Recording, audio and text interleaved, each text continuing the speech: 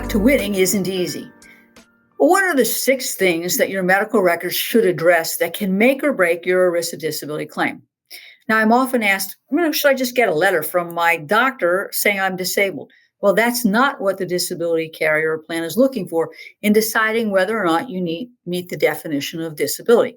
You, not the carrier or the plan, have the burden to prove that you're unable to do the material and substantial duties of your own occupation, which is known as the own occupation standard of disability.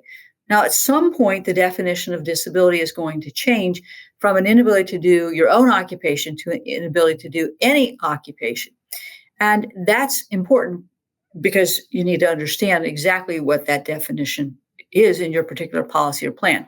Now, sometimes it will be a inability to do your own occupation, or in this case, any occupation, based on the national economy in view of your education, your transferable skills, and your restrictions and limitations. That's generally what we'll see in an any occupation definition. But regardless of what the standard of disability, be it your own occupation or any occupation, you have the burden to prove that you meet the definition of disability. So what are the 6 things that should be in your medical records that will help you win your claim? I will tell you that ERISA disability carriers or plans regularly get your medical records and they review them cover to cover. Most medical records don't contain the necessary information that disability carriers or plans are looking for in determining whether or not you meet that applicable definition of disability. In fact, it's not uncommon for ERISA disability carriers or plans to criticize the medical records and use deficiencies in your medical records as a reason to deny or terminate benefits. So what are the 6 things?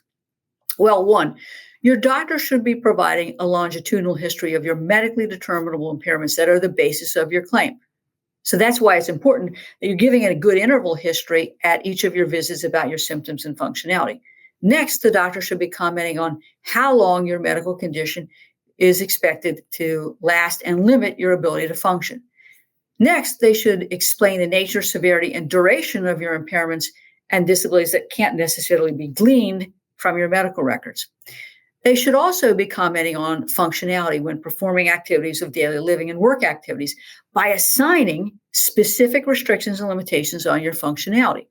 And they should be commenting on how well you might be able to function while doing these particular activities in view of your restrictions and limitations. In other words, you might be able to do something for a short period of time, but that's going to impact your ability to function and continue to function. And of course, the doctor should be commenting on the effects of treatment, including the effects or side effects of medication. Now, I will tell you, having reviewed thousands and thousands of medical records, probably more than 100,000 of medical records, that information is rarely found or developed in medical records, which is why it's helpful for you to have your doctor complete a residual functional capacity form. Now, I know that the disability carrier wants your doctor to complete an attending physician statement form, but if you've looked at those, as I'm sure you have, you'll see they don't ask the right questions. They don't ask the right questions on purpose because the carrier plan doesn't really want to know the answer about your restrictions and limitations.